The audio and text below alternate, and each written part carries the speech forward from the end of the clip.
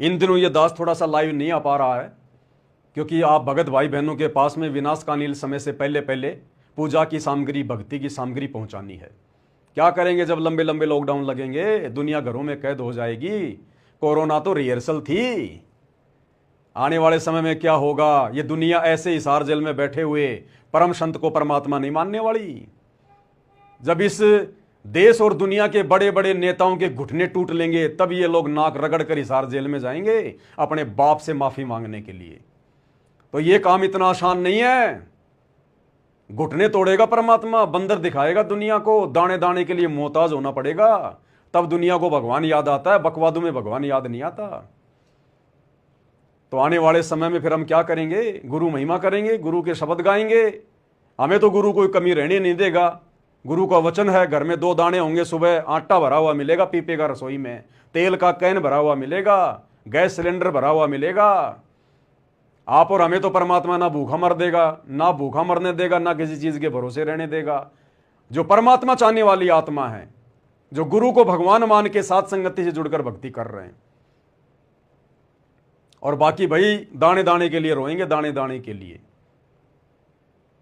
तो 2 ही प्रकार की आत्माएं आने वाले समय में ठीक ठाक रहेंगी। या तो जिसके भक्ति संस्कार मजबूत हैं, भले वो भगत नहीं है, जगत का आदमी है, किसी भी देश का है, अगर उसके पिछले संस्कार मजबूत हैं, पिछले जन्मों की परमात्मा की आत्मा है, आगे उनकी शरण में आनी है, एक तो परमात्मा उनको संभालेगा।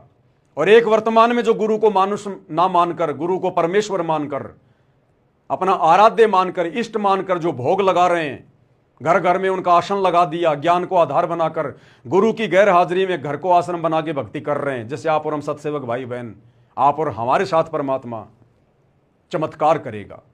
यानी आप और हमारे लिए तो चमत्कार ही होगा, बैठे बैठे घर में सब कुछ मिलेगा। और ये परमात्मा तो वो समर्थ शक्ति है, ये तो अपने आशीर्वाद से हमारा पेट भर दे, सालों साल हमारे को भूख ना लगे। अरे दुर्योधन के कहने पर पांडवों को शराप देने के लिए जब दुर्वासा ऋषि 88,000 ऋषियों को लेकर जंगल में गया था, शाम के समय गया जब सबने खाना खा लिया, और डिमांड कर दी, आज के बोए अंगूर, आज का बोया धान मानसरोवर का जल लाओ, नहीं तो शराप दूंगा। पांडवों ने, और कौन थी वो, कुंती थी या वो द्रौपदी थी,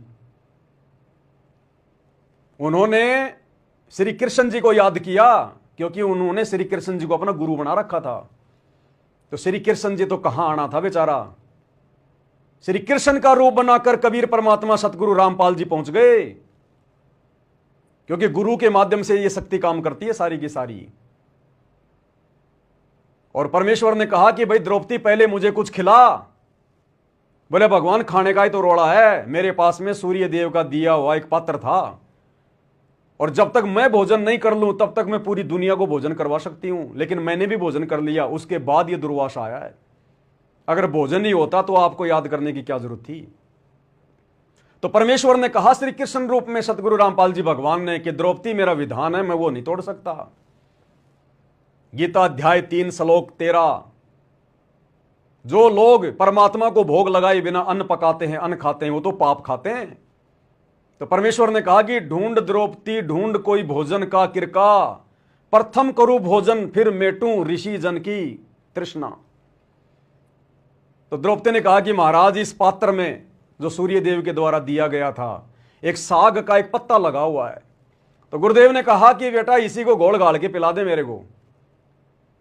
तो परमेश्वर ने उस पात्र में थोड़ा सा जल डलवा के उसको घोल के और पिया, सतगुरु रामपाल जी भगवान ने श्री कृष्ण रूप में।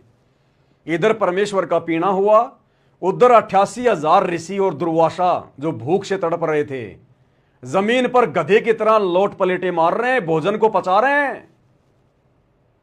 जो जो बोला था वही खाने को मिला उनको, बिना खाए पेट भर दिया भगवान ने। और श्री कृष्ण रूप में सतगुरु रामपाल जी भगवान ने कहा कि जा भाई भीम, ऋषियों जी को बुला लाओ कि भोजन तैयार है, आ जाओ। जैसे भीम गया और भोजन की प्रार्थना की कि चलो जी भोजन तैयार है, दुर्वासा ने कहा कि भीम भोजन का नाम मतलब उल्टी आने को हो रही है, ये बता तुम्हारे घर पे कौन आया है। बोला श्री कृष्ण जी आए। अब भीम को क्या पता कि वो भगवान थे, कबीर भगवान सतगुरु रामपाल जी थे। उसने कहा कि श्री कृष्ण जी आए। तो दुर्वासा ने कहा कि राम करे थारा दुश्मन मरियो।